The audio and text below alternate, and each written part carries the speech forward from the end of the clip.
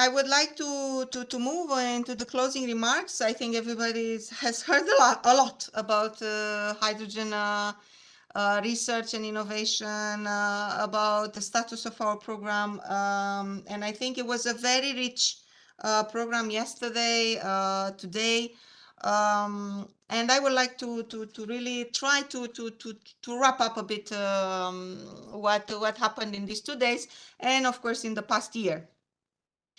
Really proud to again just quickly enumerate the achievements we've managed last year, this year, in the first it's not even 2 years of existence of the Clean Hydrogen Partnership, to really commit half of the budget, 500 million euro.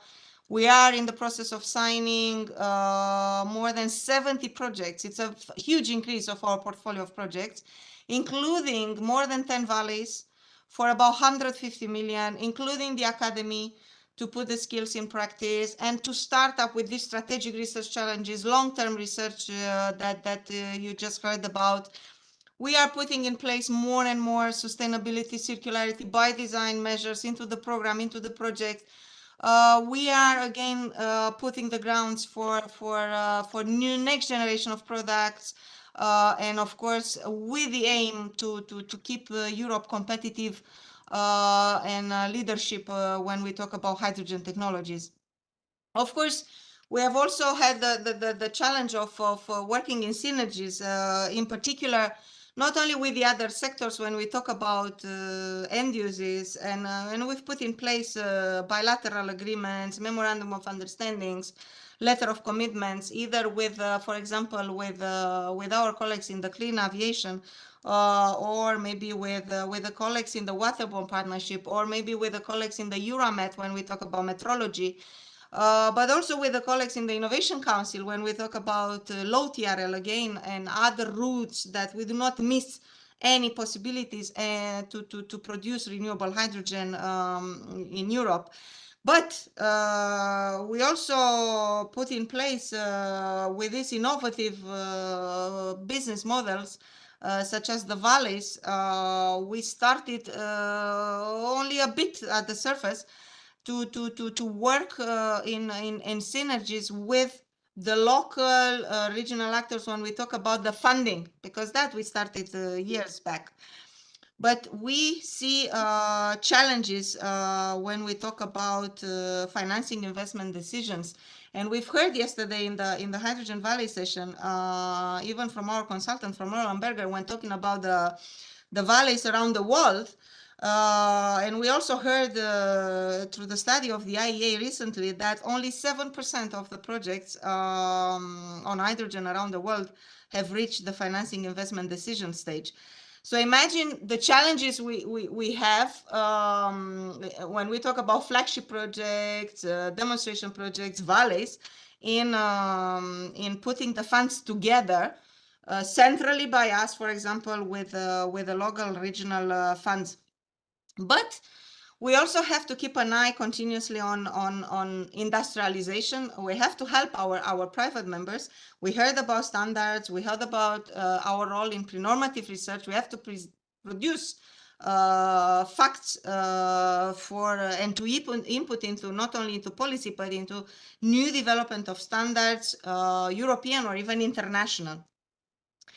We also heard we have still a lot of challenges.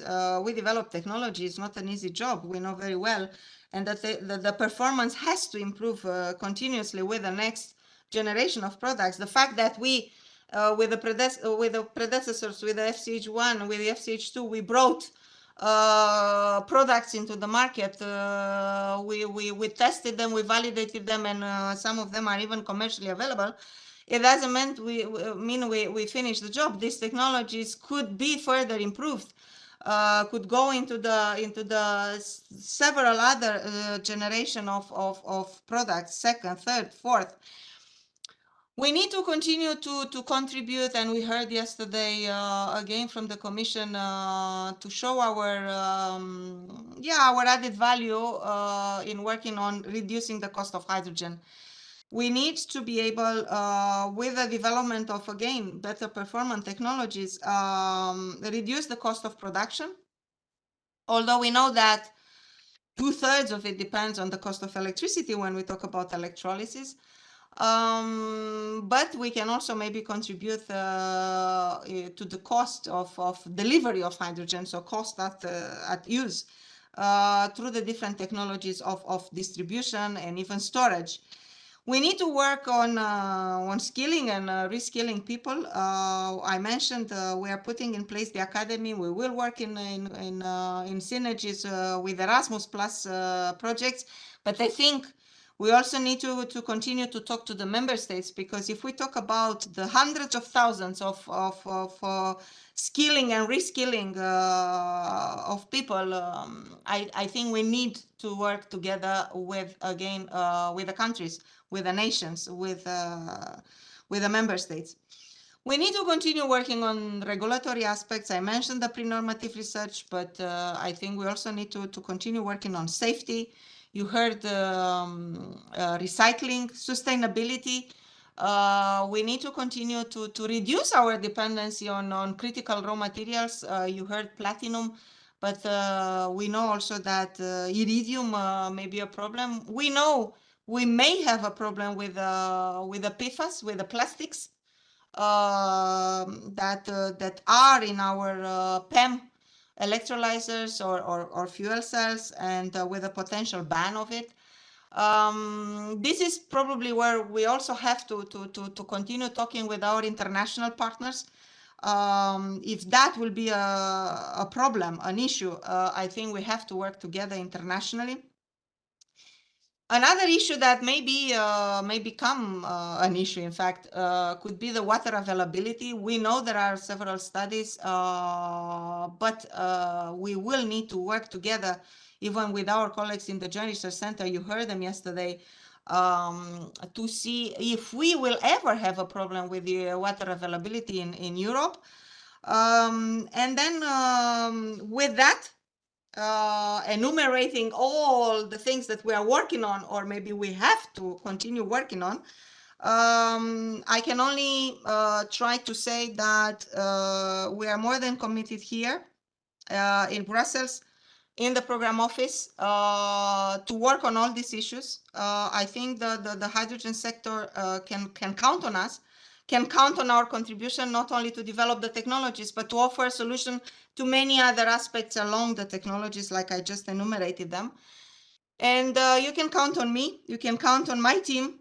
I would like to thank them already in anticipation also of the Hydrogen Week. You will even hear more from us there next week in Brussels. But to thank them for these 2 days, in particular to the team of the project officers. They are the machine, the core business of this joint undertaking. They are managing the hundreds of projects you heard about. They are putting their hearts, their soul into this activity, and I think I need to thank them first.